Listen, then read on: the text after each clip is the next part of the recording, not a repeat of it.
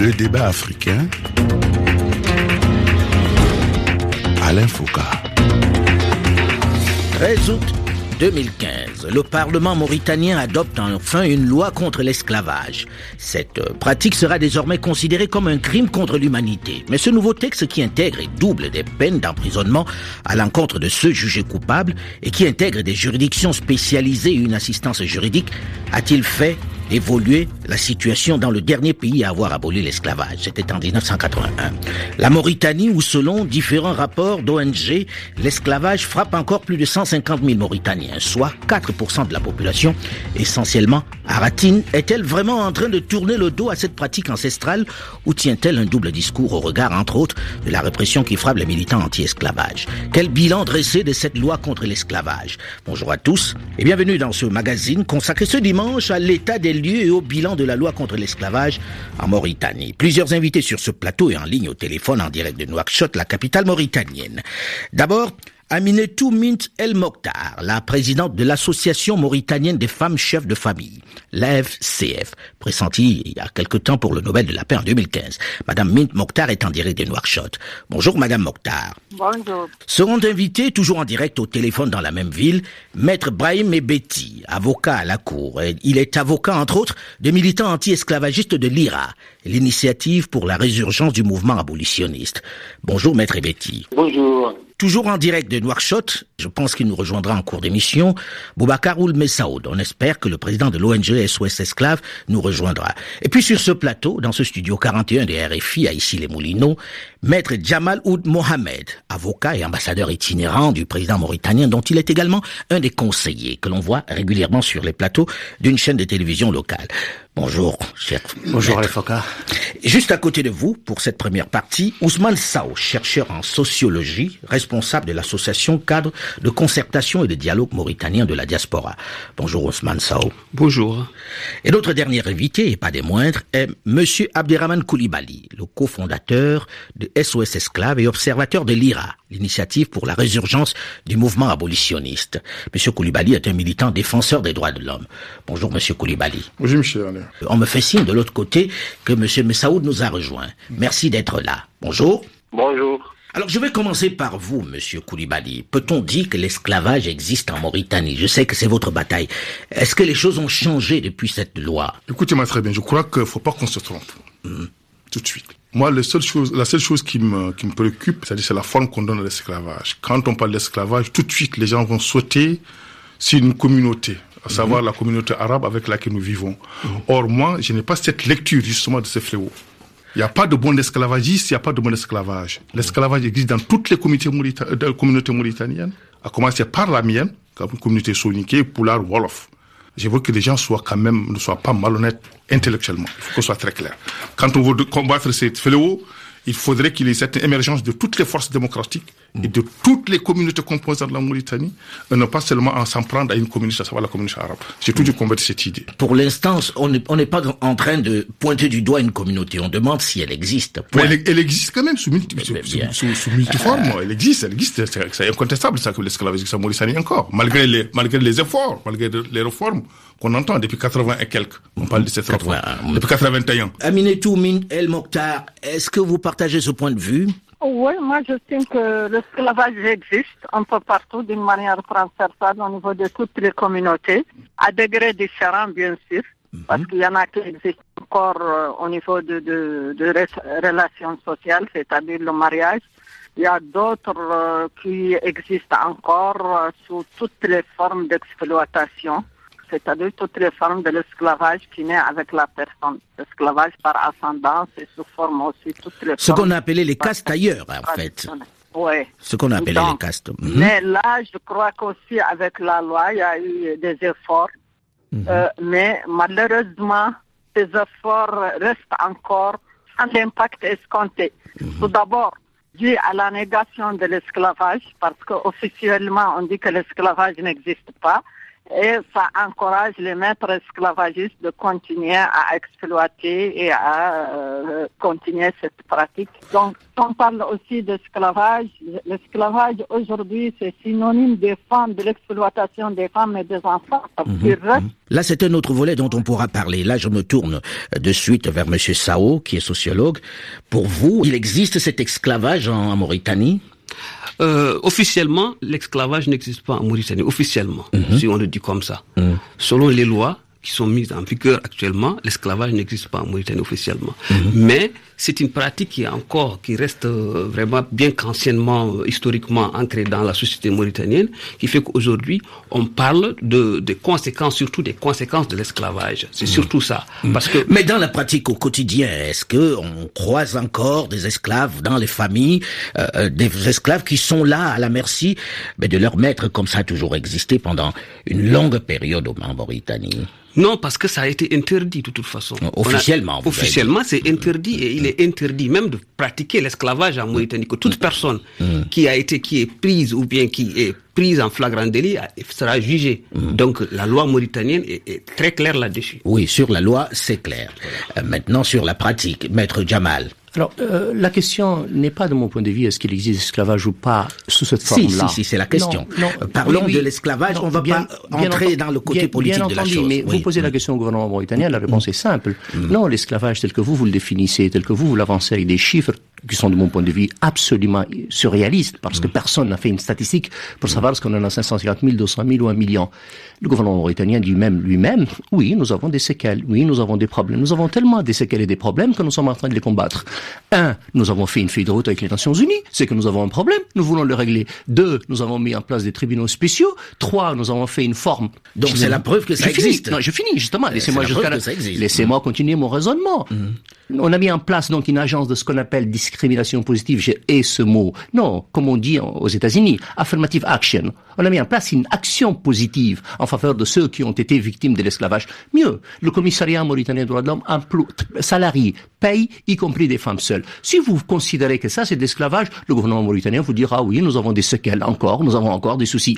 Si vous cherchez la forme telle qu'elle est défendue par des gens ou des autres dont les volontés, les ambitions, parfois non avouables, sont ce qu'elles ont, elles n'ont pas de sens, évidemment. Et puis, il y a une problématique, et j'en finis, pardon, j'en aurais fini, que ce que M. Koulibaly a dit est vrai. Je pense que la plus mauvaise défense, c'est de dire, non, chez les Maures, il y en a, chez les autres, il n'y en a pas. Et même chez les Maures, de dire, il n'y en a pas chez nous, il y en a chez les autres, c'est une mauvaise manière de se défendre. Et il a raison. L'image qu'on veut donner, c'est l'arabe pervers, raciste, esclavagiste. Si on veut présenter la Mauritanie comme ça, c'est dégueulasse, c'est honteux. Si on veut dire... Là, c'est le politique qui parle. Non, pas du tout. On va donner la parole à quelqu'un d'autre. J'en aurais fini. Si on veut dire qu'en Mauritanie, il y a des problèmes et que les problèmes, il faut les régler, oui, absolument, le gouvernement mauritanien est le premier à le dire. Maître Ebeti, votre point de vue sur la question? Écoutez, personnellement, je pense que l'esclavage en Mauritanie est un phénomène essentiellement socio-économique. C'est un phénomène qui existe dans toutes les communautés. Je ne pense pas qu'on doit parler seulement de séquelles, mais aussi on doit parler de pratiques. Et la preuve en est que la Mauritanie a institué l'esclavage comme crime contre l'humanité, a créé des tribunaux pour punir et sanctionner tous ceux qui le pratiquent. Autrement dit, il faut être conséquent avec soi-même, reconnaître la réalité, mais travailler pour qu'elle soit jugulée. Je reconnais qu'il existe dans toutes les communautés. Je reconnais aussi qu'il y a eu des progrès très important en ce sens qu'on parle aujourd'hui d'esclavage en Mauritanie, sur les plateaux de télévision, partout dans le pays. Mais le regret, c'est qu'on pense qu'il n'y a que des séquelles alors qu'il y a encore des pratiques qui existent. Et il faut travailler pour les éradiquer, notamment dans le domaine social, dans le domaine économique, mais aussi dans le domaine culturel. Je me tourne vers Aminoutou El Morta. Lorsqu'on dit qu'aujourd'hui, il n'y a pas une seule forme d'esclavage en Mauritanie, et là, on écoutait à l'instant Maître Jamal dire il y a les séquelles, il n'y a pas de pratique à proprement parler. Comment vous réagissez à cela? Il a raison ou pas? Voilà, moi j'estime qu'il y a encore des pratiques, comme je l'ai toujours dit, des pratiques qui existent encore et qui sont là. Et d'ailleurs, la preuve en est qu'il y a eu des procès. Il y a eu un procès à Nema, il y a eu un autre procès à Zouara. Donc, on ne fait pas le procès pour le procès. C'est qu'il y a une pratique qui est là, il y a des victimes qui sont là. L'esclavage, il existe. Et il existe encore ces séquelles qui sont plus nombreux que les cas d'esclavage, ça c'est sûr. Mais je crois que le fait de nier l'existence de l'esclavage, ça ne contribue pas au règlement de la question. Là, je me tourne cette fois vers Abderrahmane Coulibaly. Je vous voyais réagir rapidement. Tout à fait. Vous savez, quand on crée un arsenal de moyens pour lutter contre un fléau, ça veut dire qu'il a existé déjà. Sinon, ce n'est même pas la peine qu'il existe déjà. Moi, si je parle de ma propre communauté, l'esclavage existe. Moi, je veux que les gens tiennent compte de ce phénomène. Il existe. Que ce soit chez moi, que ce soit à Paris, il existe. C'est quoi votre communauté? La communauté soninké, par exemple. Soninké. Je ne parle même pas loin, même ici, là où nous vivons, là, le pays de la lumière, savoir la France ici. Il y a certaines pratiques ou certains sous-entendus ici, vraiment dégueulasses. Vous voyez quelqu'un qui, soi-disant, qui est issu de la basse classe, quand il veut épouser, soi-disant noble, c'est un scandale. Moi, j'ai vu peut-être un certain nombre de noms ici. Dans la diaspora. Dans la diaspora, ici même, il y a la diaspora, ici, les cas se posent. Vous êtes, soi-disant, esclavagiste, quand votre esclave aujourd'hui veut sortir avec votre fille, c'est un scandale. Donc ça existe. Dans les mentalités archaïques, ça existe. Faut pas qu'on se trompe. Moi, ce que je veux, il faudrait que ce combat soit généralisé. Faut pas seulement essayer de le singulariser. C'est à tous les niveaux de la société mauritanienne, malheureusement, que ça existe. Bon, mon ami Jamal disait que de toute façon, dès l'instant que le régime a déjà créé des moyens pour lutter contre le phénomène, ça veut dire que le phénomène existe, Jamal, tu peux reconnaître. Je n'ai pas dit le phénomène existe, j'ai dit encore une fois. Il existe. Tout est dans la définition qu'on vient de donner. Notre conception à nous est claire. C'est que nous considérons que nous vivons dans une société où les mentalités sont difficiles à faire évoluer. Nous vivons dans une situation, pire encore, dans les contrées lointaines de la Mauritanie, il y a des soucis. Et je veux vous dire, il y a tellement de soucis que le juge mauritanien vient de condamner un Néma, le juge Ba Aliou vient de condamner un Néma, une personne pour pratique de ce que nous appelons ce qu'est l'esclavage. Pardon, appelez-le comme vous le souhaitez vous. Nous en donnons une définition. Pardon. Oui, mais la définition de l'esclavage, elle est universelle. Mais très bien. Alors, si vous êtes dans la rigueur de la définition, pardon, ce que dit M. Coulibaly est absolument vrai, et l'esclavage à ce moment-là ne s'arrête pas là. Ce que dit Aminata Mokhtar dans les formes modernes de l'esclavage ne s'arrête pas là. Et à ce moment-là, ne focalisons pas sur la Mauritanie, allons au Bénin, allons au Congo, allez un peu partout, je vous souhaite bonne chance. Et à ce moment-là, j'en aurais fini. Non, j'en aurais fini. Et à ce moment-là, vous allez comparer une chose. Quelle est l'action du gouvernement mauritanien? Est-il totalement dans les dénis absolus et qu'il refuse une situation de combat? La Mauritanie n'est pas, personne ne peut le dire. Je vais vous dire, c'est le seul gouvernement, s'il vous plaît, dans la région, dans le pays, qui fait des pratiques concrètes de lutte contre l'esclavage dans ces cas. C'est le seul gouvernement de la région. Attendez, c'est le gouvernement de la région qui a consacré le tiers de son budget. Mais vous ne parlez que politique. Parlons. Mais je ne parle pas de politique, je parle de droit, monsieur. Je suis en train de vous dire. Mais bien sûr qu'on est dans le droit.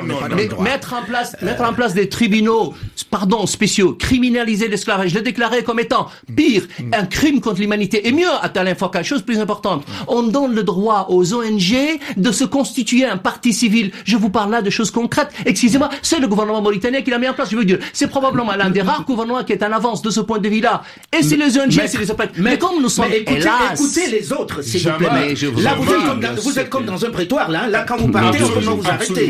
Donc, là, il est question tout simplement de dire, le gouvernement mauritanien reconnaît qu'il y a le problème et met des juridictions. Non, tout est question de définition, encore une fois. Non, on va pas partir dans les questions de sémantique. Mais vous êtes obligé parce que c'est important. Maître Betty. Moi, je crois qu'il faut faire un distinguo entre la pratique et les séquelles. On ne peut pas condamner une personne pour des séquelles, mais on condamne une personne pour un fait de pratique. Le procès qui a eu lieu à Neymar, le procès qui a eu lieu à Zouerat, c'était des pratiques esclavagistes. Et je pense personnellement que c'est louable que le gouvernement mauritanien accepte de créer ces tribunaux, de poursuivre et de juger tous ceux qui sont en infraction pour pratiques esclavagistes. Mais vouloir que de tout soit des séquelles, je crois que c'est une erreur extrêmement grave, d'autant plus que dans un pays où on qualifie l'esclavage comme crime contre l'humanité, mais vous savez, un crime, des séquelles ne peuvent pas être des crimes. Mais le problème, je reviens encore là-dessus, le problème de l'esclavage, ce n'est pas un problème politique. Il n'y a jamais en Mauritanie un gouvernement qui défend l'esclavage, qui défend les esclavagistes. Mais plutôt, il y a des insuffisances en matière d'action pour reconnaître dans le passé tout ce qui parlait d'esclavage ou qui reconnaissait l'esclavage était persécuté. Heureusement qu'actuellement, cette situation n'existe plus. On ne persécute plus ouvertement en termes de dire, écoutez, vous êtes contre la Mauritanie parce que vous dites qu'il y a esclavage. Aujourd'hui, le pouvoir accepte qu'il y a l'esclavage. Mais il doit être conséquent avec lui-même pour reconnaître cette réalité et travailler ensemble de main dans la main pour que nous puissions juguler ce phénomène de notre société. Absolument. Alors là, on se tourne vers Boubacar Ould-Messaoud qui n'a pas parlé jusqu'à maintenant. Lorsque vous écoutez cela, vous qui êtes le président de l'ONG SOS Esclaves, qu'est-ce que vous en pensez? Oui, qu'est-ce que j'en pense? Ma pensée est claire. L'esclavage existe dans notre pays et nous disons que nous n'indexons aucune communauté particulièrement. Nous estimons que la société mauritanienne dans son ensemble est profondément inégalitaire. Et nous travaillons sur l'esclavage. Mais est-ce que l'inégalité, c'est l'esclavage? Parce qu'en termes d'inégalité, il y en a partout dans le monde. Mais je finis, monsieur. Il faudrait bien attendre que je termine ma phrase pour la juger. Donc je dis que l'esclavage chez nous, c'est un esclave, c'est une propriété. C'est une personne sur laquelle on exerce tous les attributs de propriété. Et ceci existe encore en Mauritanie. Les esclaves peuvent être vendus, ils peuvent être donnés, ils peuvent être prêtés, ils peuvent être loués. Et ceci existe encore en Mauritanie. Nous en avons pour preuve, nous avons pour preuve les cas d'esclavage qui se sont adressés à notre organisation et que nous avons accompagnés jusqu'au procès. Et parfois, il n'y a pas de procès parce que souvent, les affaires sont classées sans suite par les autorités judiciaires. C'est quand même grave ce que vous dites lorsque vous dites que l'esclave peut être encore vendu en Mauritanie, encore prêté, encore loué. C'est grave. Mais est-ce que ça peut exister vraiment ça? Est-ce que vous avez des exemples? Vous semblez me faire peur. Oui, je le dis. Les esclaves sont encore des hommes et des femmes sont encore vendus. Et ils ont été vendus par le temps, ils ont été molliproqués. Aujourd'hui encore, monsieur Ould-Messaoud?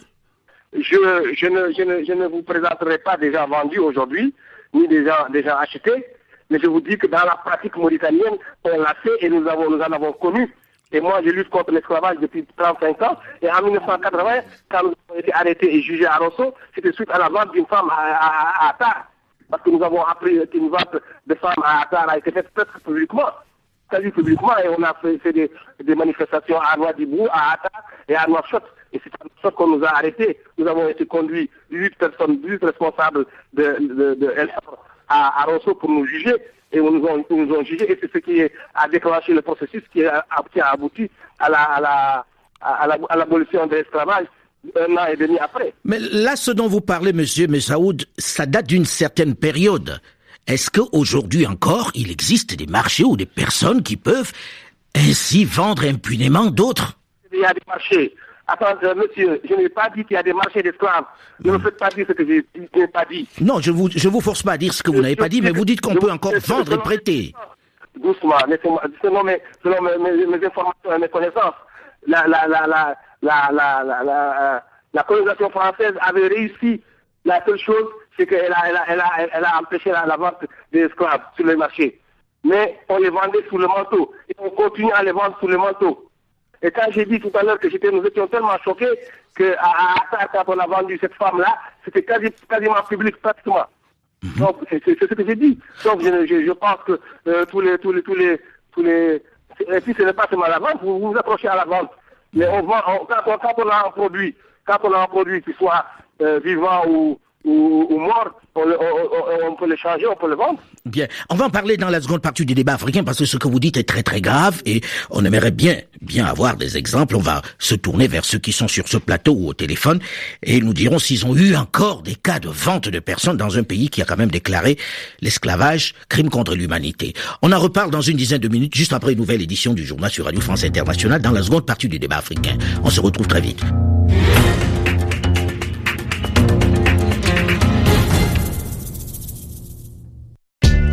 Religion du monde. Le débat africain. Alain Foucault. Des textes ont été votés avec d'importantes dispositions pour sanctionner les contrevenants. La Mauritanie en a-t-elle fini avec l'esclavage? Les 4% que l'on dit, soumis à ce régime depuis des décades, ont-ils enfin pu se libérer de leur chaîne après cette loi du 15 août 2015 qui adopte l'esclavage comme crime contre l'humanité? Bonjour et bienvenue dans la seconde partie du débat africain consacré cette semaine à l'esclavage en Mauritanie, avec plusieurs invités sur ce plateau. D'abord Aminetou Mint El Mokhtar, la présidente de l'association mauritanienne des femmes chefs de famille, l'AFCF, pressentie pour le Nobel de la paix en 2015. Madame Mint est en direct de Nouakchott. Second invité, toujours en direct au téléphone dans la même ville, Maître Brahim Ebeti, avocat à la Cour. Il est avocat, entre autres, de militant anti-esclavagiste de l'IRA, l'initiative pour la résurgence du mouvement abolitionniste. Toujours en direct de Nouakchott, Monsieur Boubacar El Ould Messaoud, le président de l'ONG SOS Esclaves. Et sur ce plateau, dans ce studio 42 de RFI à Issy-les-Moulineaux, Maître Djemal Ould Mohamed, avocat et ambassadeur itinérant du président mauritanien, dont il est également un des conseillers. Et notre quatrième invité est Monsieur Ousmane Sao, qui est sociologue, chercheur. Notre dernier invité est Monsieur Abderrahmane Coulibaly, le cofondateur de SOS Esclaves et observateur de l'IRA, l'initiative pour la résurgence du mouvement abolitionniste. Monsieur Coulibaly est un militant défenseur des droits de l'homme. Lorsque nous avons fini la première partie de ce magazine, nous avons été frappés par le fait que Monsieur El Messaoud nous a dit qu'on vendait encore des esclaves, que lorsqu'on a une propriété, on continue de la vendre. Je vais me tourner vers la femme d'abord du plateau, qui est Madame Aminetou Mint El Mokhtar. Est-ce que ça existe encore, très honnêtement, aujourd'hui? C'est pas ce que j'ai compris dans l'idée de Boubacar. Boubacar disait que la vente d'esclaves existait dans le temps, mais pas aujourd'hui. Mais pas aujourd'hui, c'est ce que très bien. J'ai compris. Ça nous rassure. Je ne peux pas dire qu'il existe actuellement la vente des personnes. Je vous vois réagir, Monsieur Coulibaly. Tout à fait. De toute façon, sur le terrain, je ne sais pas ce qui se passe là-bas, mais il faut pas qu'on confonde aussi les époques. Il y a de cela quelques années, les telles pratiques existaient. Ben moi, je l'envoie même à la lecture de documents, enfin de l'écrit de sociologue sénégalais, l'historien là, Ndiaye, intitulé l'esclavage violé. C'est important. Je comprends. Ça existait il y a de cela des années. Mais là, maintenant, sur le terrain, vraiment, j'ai pas d'éléments confirmant cela. Voilà. Maître Ebeti, est-ce que vous qui êtes sur le terrain, sur place, vous avez déjà croisé ça? Non, pas du tout. Donc, j'estime qu'il n'y a pas de pratique, il n'y a pas de marché d'esclaves. Il n'y a pas de marché d'esclaves. Je crois que Aminetou a eu raison de redresser la compréhension de l'idée de Boubacar. Boubacar n'a pas dit qu'elle existe actuellement, qu'elle existait peut-être. Elle existe il y a longtemps. Maître Jamal. Alors c'est quand même extraordinaire. Tout le monde sur ce plateau, même ceux qui ne sont pas sur ce plateau, reconnaissent qu'il n'y a plus de pratique d'esclavage, qu'il n'y a pas de marché d'esclaves et qu'il n'y a pas Non, ils n'ont pas dit qu'il n'existe pas d'esclavage. Ils ont dit qu'il n'existe pas de marché. C'est pas la même chose. Non, mais en tout cas, toujours est-il, c'est que à entendre ce qui est dit, en déduire ce qu'il faut déduire, c'est que finalement la conception du gouvernement mauritanien relative à la séquelle de l'esclavage n'est pas si absurde que ça, finalement. Parce qu'après tout, dire qu'il y a des séquelles d'un phénomène n'est pas le nier en soi. Oui, mais on ne ferait pas un tribunal pour les séquelles, comme l'a dit Maître Ebeti tout à l'heure. Bien sûr que oui, c'est suffisamment grave. Il s'agit de traite d'êtres humains. Quand il y a des séquelles des traites d'êtres humains, vous faites exactement ce qu'il faut pour que jamais ce soit possible. Alain Foka, quand il y a un esclave chez nous, nous sommes misérables. Quand il y a une pratique d'esclavage chez nous, c'est horrible et on ne peut pas accepter ça. Et donc, le gouvernement mauritanien, tous les gouvernements successifs mauritaniens ne se sont jamais préoccupés de ce problème de cette façon. La première loi a été votée sérieuse à partir de 2007. Et à partir de 2007, s'il vous plaît, l'arsenal juridique qui s'en est suivi est d'une clarté absolue. Oui, mais on ne fait pas un arsenal s'il n'y a pas un phénomène. Mais bien sûr qu'il y a un phénomène. Soyons très logiques. Mais attendez, il y a tellement un phénomène à l'infoca qu'on a appelé les Nations Unies. On leur a dit, donnez-nous la clé, donnez-nous une solution, aidez-nous. Ils nous ont donné une feuille de route. Et pardon, mais je finis.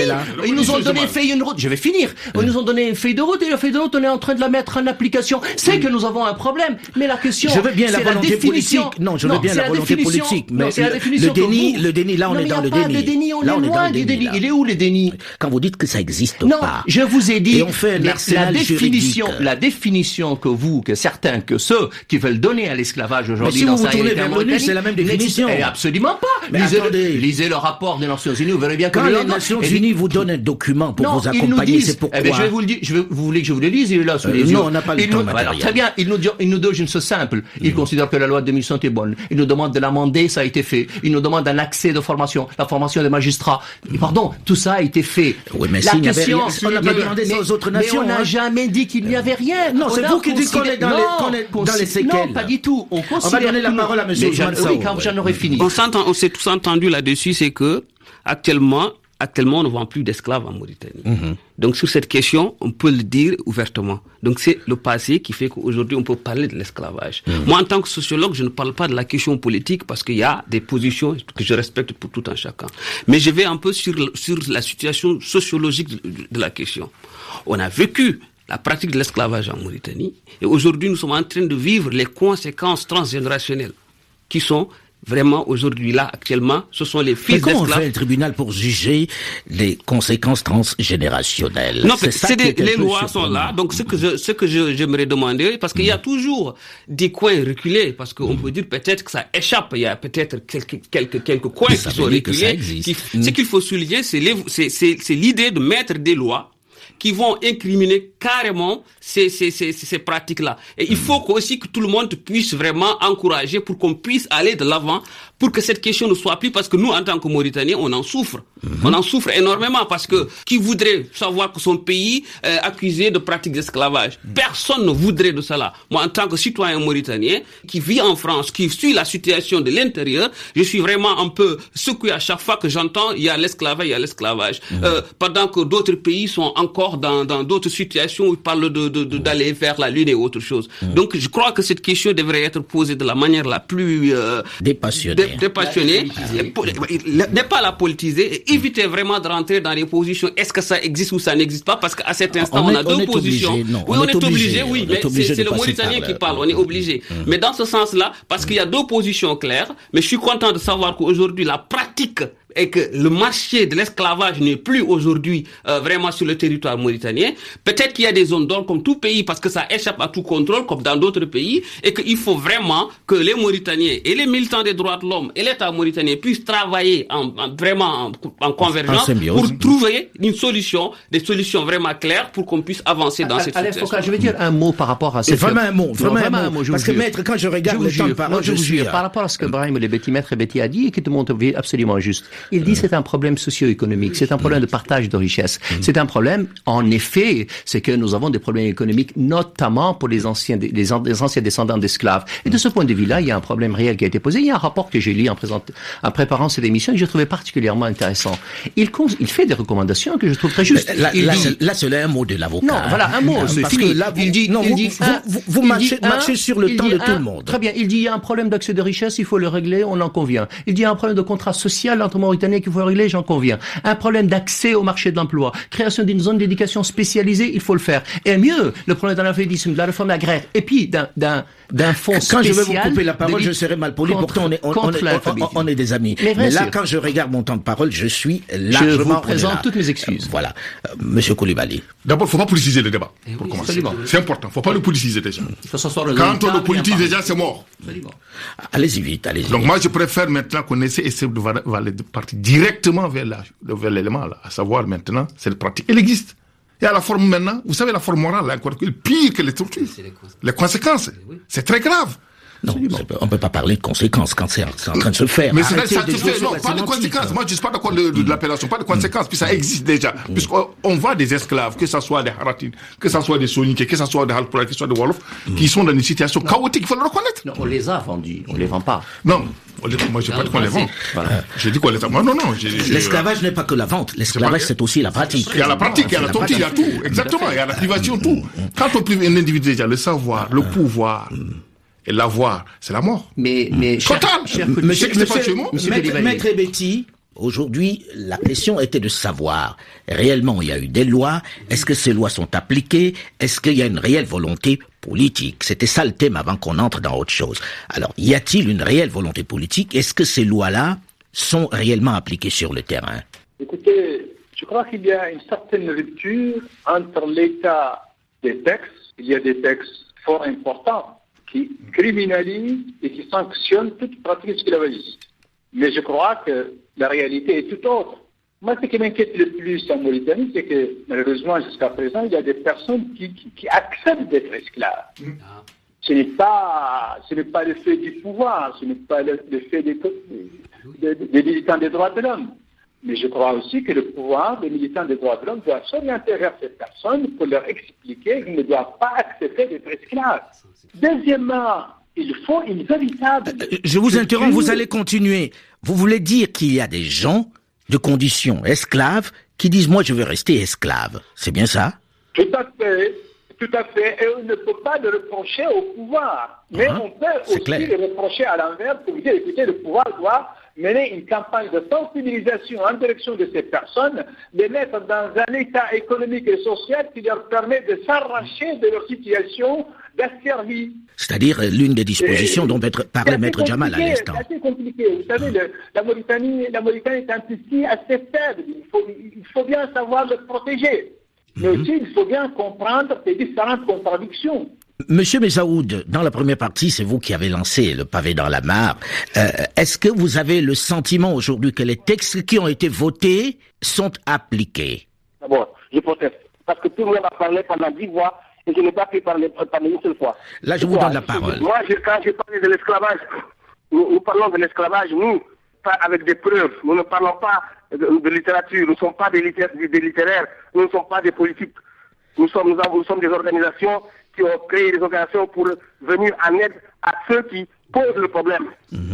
C'est bien que nous parlons de cela. Quand je dis qu'il y a esclavage, c'est parce que j'ai rencontré des esclaves qui sont venus me voir et qui sont venus voir l'organisation que je dirige et ont porté plainte.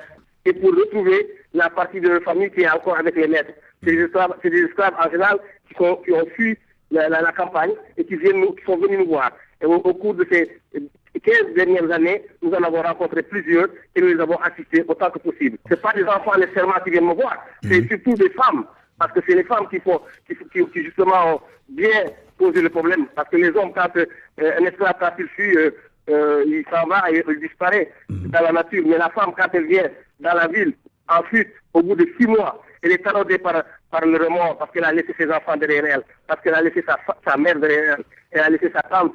Et elle a le choix d'aller chercher quelqu'un pour l'aider ou bien de retourner au village. Et justement, dans mon enfance, j'ai souvent entendu parler de cela. Parce que souvent, on se moquait de ces gens-là qui venaient demander assistance. Et on rit d'eux.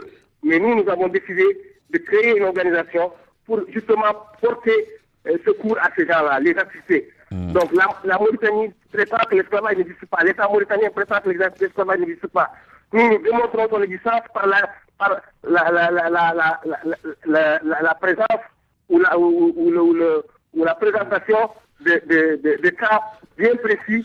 Et qui sont tout à fait. Mais là, monsieur Messaoud, c'est parfait que vous reveniez sur l'historique. Mais aujourd'hui, avec la batterie de mesures mises en place, est-ce que ça a changé? Est-ce que vous avez le sentiment que c'est efficace? J'ai le sentiment que nous marchons très lentement.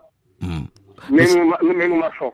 Oui, mais nous marchons parce que nous sommes là et nous sommes résolus à continuer à nous battre jusqu'à ce que l'esclavage soit réellement combattu. Parce qu'il n'est pas réellement combattu. Je ne suis pas d'accord avec les amis qui ont dit certaines choses parce que certaines nuances sont à mon avis, pas de citer aujourd'hui, ne doivent pas être citées aujourd'hui. Parce que aujourd'hui, les lois qui ont été prises sont appliquées de manière tellement fantaisiste et tellement malhonnête. Je dis bien malhonnête parce que quand vous prenez un esclavagiste, vous dites que votre loi, la peine minimale c'est 5 ans, et vous le condamnez à 1 an. Quand vous changez la loi, vous dites que la peine minimale c'est 10 ans, vous le condamnez à 2 ans. Et comment, quand vous avez une plainte qui concerne 4 individus, 5 individus, une famille, une dame qui vient avec ses enfants ou avec ses cousines, et elles étaient partagées entre des familles, et chacune d'elles travaillait ou chacun de travailler pour ses familles. Et on amène au tribunal une femme, et on amène au tribunal de la part des maîtres un individu.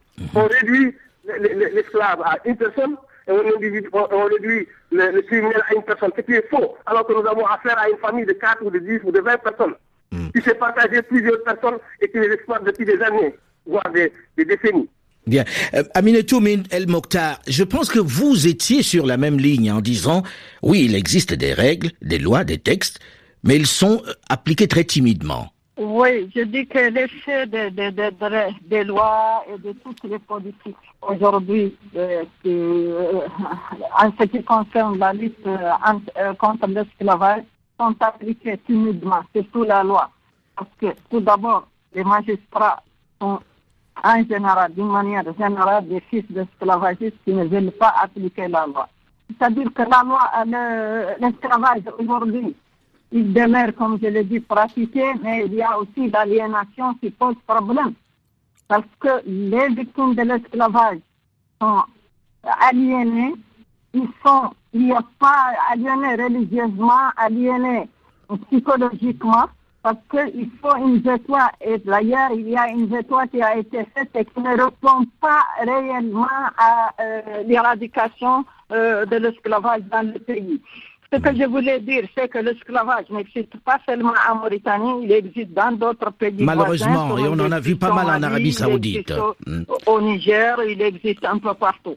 La volonté, moi je crois que reconnaître une pratique qui existe et qui est là et qui est présente d'une manière transversale n'est pas un crime de reconnaître que ça a été fait, mais c'est le crime, c'est de vouloir faire des lois, faire des textes et ne pas les appliquer. C'est là où il y a le problème. Si on reconnaît déjà l'existence de l'esclavage et qu'on a la volonté d'éradiquer cette pratique inhumaine et dégradante, nous allons la reconnaître pour mieux la combattre. Et c'est ça qu'il faut. Le deuxième point sur lequel je voulais intervenir, c'est dire que l'esclave qui est esclave, parce que moi je ne parle pas ici des séquelles de l'esclavage qui sont très nombreuses et qui sont là et qu'on en parle beaucoup. C'est vrai, elles sont un problème pour émanciper les descendants d'esclaves, émanciper les esclaves. Et il faut dire l'esclave ne peut pas décider. La femme esclave, par exemple, ne peut pas choisir son conjoint, elle ne peut pas décider d'elle-même, elle ne peut pas créer une famille. Donc, elle ne peut pas accéder à la propriété, elle n'a pas l'accès à la propriété. Donc, elle est considérée comme une partie du bien du maître. Et c'est ça le problème aujourd'hui. C'est qu'on est à l'ère de la mondialisation de l'état de droit et on reste à des pratiques inhumaines et dégradantes qui sont de l'antiquité. Et bien. C'est ça ce qu'il faut combattre. Maître Ebeti, est-ce que la loi est bien appliquée? Écoutez, dire que la loi est bien appliquée exige un ensemble de paramètres. La volonté que la loi soit appliquée, la prise de conscience des faits et des différentes infractions commises. Je crois qu'il y a la loi, mais il y a des insuffisances en matière d'application. Je dis bien qu'il y a un écart entre l'état de la législation qui est plus ou moins étoffé et la réalité de la pratique. Il y a une véritable rupture, malheureusement. Et je veux que cette rupture soit surmontée, et je crois que par un effort de sensibilisation, un effort de formation, aussi bien des magistrats que de l'ensemble des ONG, et que le gouvernement aussi prenne conscience qu'il n'y a pas seulement des séquelles, mais des pratiques. Tous ces efforts conjugués nous permettront d'assurer l'application de la loi, et je pense que c'est le souhait de tout le monde.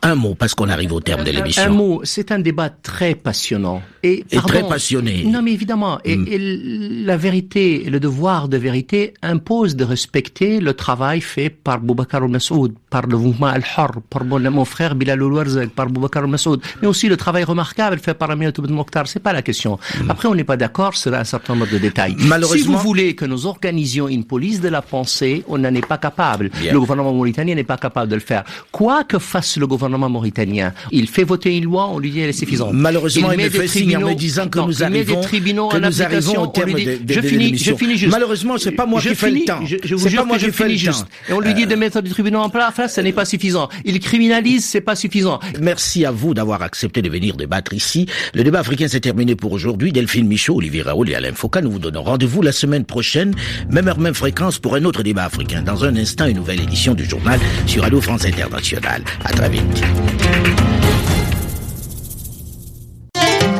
En sol majeur,